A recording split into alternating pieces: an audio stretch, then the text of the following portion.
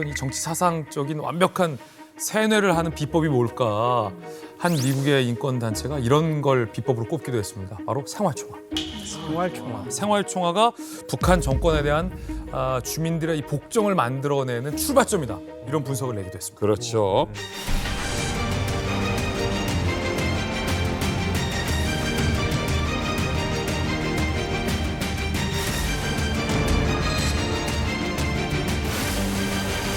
북한의 다양한 분야의 여러 대표들, 정말 남욕 좀 해봤다라는 대표 선수들 모시고 오늘 생활총화 이야기 한번 특집으로 해보도록 하겠습니다.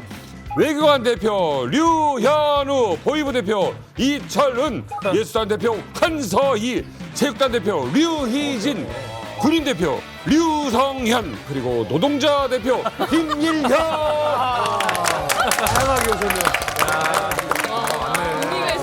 오늘 그렇게 짠 거군요. 뜻이 있었네. 아니 사실 생활총화라는 거는 사실 이만감 하면서 좀 많이 들어봤는데 생활총화가 정확하게 어떤 걸 말하는 거예요? 북한 주민들의 이제 자유를 억압하고 그리고 또 이제 가장 기초적인 통제 단계이자 핵심 기본 원인이에요. 그게 생활총화라는 것 자체가. 북한에는 이제 9살부터는 1인 무조건 조직 생활을 합니다. 그게 바로 이제 9살에 가지는 것이 소년단이라는 것인데 소년단에 가입하자마자부터 조직 생활을 합니다. 그래서 제가 학교 다닐 때 모교 생활총화였어요. 근데 지금 토요일로 바뀌었지만 토요일만 되면은 생활총화를 합니다. 네. 생활총화가 어떤 것이냐면 내가 한 주 동안에 있었던 잘못을 학급 학생들 앞에서 대중들 앞에서 자기 비판을 합니다. 자기 비판을 냈다 해야 돼요. 어이구. 나는 한 주간 뭘 잘못했다고 이야기를 하잖아요. 그래서 자기 비판만 하는 것이 아니고 호상 비판이라고 있어요. 호상 비판. 호상 비판이라는 건 일주일 동안에 자기가 잘못한 내용을 본인도 그렇지만 상대방이 어떤 것을 잘못했는가를 예의주시했다가 그걸 적어놨다가 생활총화 시간에 그걸 적어야 돼요. 이동무는 몇 월 며칠 몇 시 아침 시간에 출근 시간 그러니까 학교 등교 시간에 네. 지각을 했다라는 것을 적어놔야 돼요 항상. 그리고 본인도 같아요. 내가 일주일 동안 있었던 일을 다 알 수는 없잖아요. 근데 그 중에 하나를 잘못된 걸 항상 기억을 하고 있다가 생활총화 시간에 이야기할 준비가 되어 있어야 되는 아니 거예요. 그러면 내가 한 2살, 13살, 14살 되면은 일주일 동안 친구랑 있으면서 그걸 자꾸 보게 되잖아요. 그러니까. 당연하죠. 그걸 계속 저 친구는 뭘 잘못하는가를 좀 살펴봐야 되는 거죠. 친구이자 언제든지 뒤통수를 칠 수 있는 감시자인 그렇지. 그 이상한 관계가 되는 거죠. 우리나라엔 월요일병이라고 있잖아요. 월요병이라고. 월요병. 출근하기 싫어가지고. 그럼요. 근데 북한은 토요일병이라고 그래서 생활총화 하기 싫어서. 생활총화는 우리나라엔 월요일병이 있고 북한에는 토요일병이 있고. 토요일에 하는 거예요? 그렇죠. 매주 토요일마다 생활총화를 하니까. 토요일에는 아파야지. 그러니까 생활총화에서 기본 핵심은 당의 위족 영도체계 확립의 10대 원칙입니다. 김부자에게 충성을 다하기 위해서는 어떻게 해야 된다라는 그런 내용들을 조목조목 쓴 그런 행동 규범이라고 보시면 됩니다. 그러니까 한마디로 말하면 바이블과 같은 것이죠. 성경이나 같은 것이라고 말할 수 있습니다. 그래서 생활총화를 쉽게 이해하기 위해서 영상 하나 준비했는데 한번 보시죠. 자, 탈북민들이 재연했다고요? 지도자 김정일 동지께서 마련하신 주동명 생활총화를 시작하겠습니다. 위대한 수령 김일성 동지께서는 다음과 같이 결시하셨습니다.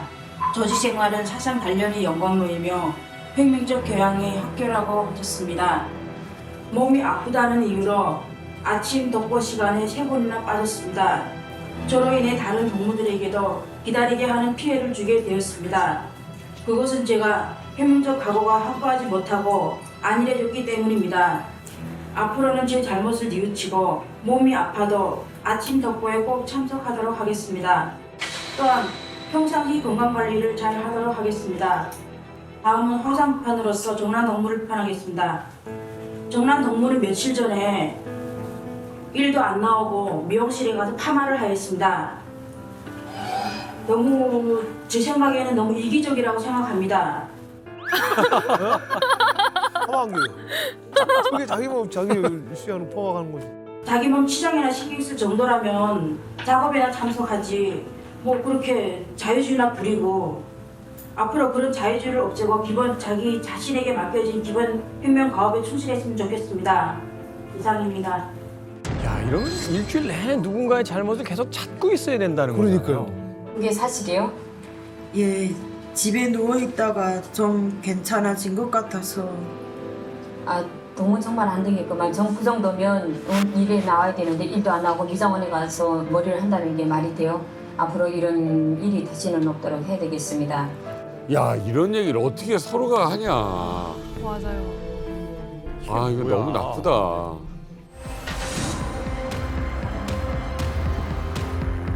홍순동무는 수성주의 날라리 등에 물젖어 가지고 머리를 너무 길게 하고 다니고 있습니다. 그게 머리입니까 가발입니까? 지금 강성되고 이 시기에 머리를 그렇게 길게 하고 다니고 무슨 일을 하겠습니까? 사회지 생활 양식에 맞게 머리를 짧게 자르고 옷차림을 단정히 하고 다녀야겠습니다. 이상입니다. 예, 홍순동무 오늘 중으로 머리를 당장 자르시오. 알겠어요? 머리 긴 것도 뭐라 그래 서로. 그렇죠. 그 말입니다.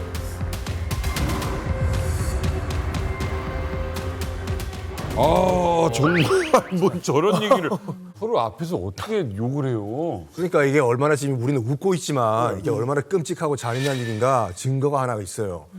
바로 주체 사상을 설계한 황장엽 전 노동당 비서 나와가지고 이런 말했습니다. 탈북하신 다음에 가장 좋은 점이 뭐가 있습니까? 황 비서님. 그러니까 황장엽 비서가 뭐라 그랬냐면 토요일 아침마다 전체 직원 앞에서 생활청화 안 하는 것이 너무 좋다. 와, 진짜 그런 말 해요? 황장엽 비서가 그런 말을 했어요. 북한에서는 김일성, 김정일 이 부자 제외하고는 자기도 총비서인 자기조차도 누구나 다 해야 되는데 이거를 매주 토요일 아침마다 매주 하게 되면은 계속 내가 죄인이다 내 동지제 동무제도 죄인이다 해버리면 사람으로서의 그 자존심이 그냥 다 무너져 버립니다. 황장엽 비서가 물론 탈북을 했을 여러 이유가 있었지만 그 중에 하나가 생활 총화였다 이거예요. 서열이 몇인데? 그러니까 와, 그런 주체 사상의 사람들. 아버지인데. 아니 고위층이잖아요. 고위층하면 이제 외교관도 최고위층 중에 하나일 것 같은데 외교관들도 그럼 생활총화를 합니까? 당연하죠. 생활총화 당연해요? 되니까 예. 토요일마다 뭐 생활총화 하는 거는 예외되지 않습니다. 그 누구를 불문하고 다 토요일에는 토요 학습에 참가하고 토요 학습에 들어가기에 앞서 다 생활총화를 하게끔 되어 있거든요.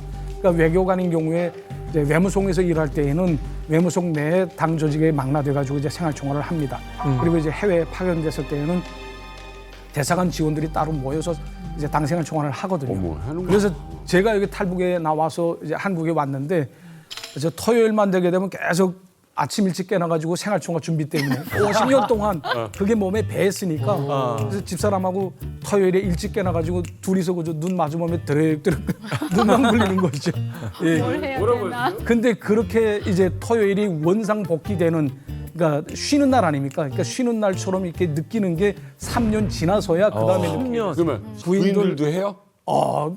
아니 이게 아까 말씀하신 대로 김일성 김부자만 내놓고 몽땅 다 합니다. 그러면 부인이 내가 우리 신랑을 아직도 살려뒀다는 거에 대해서 반성합니다.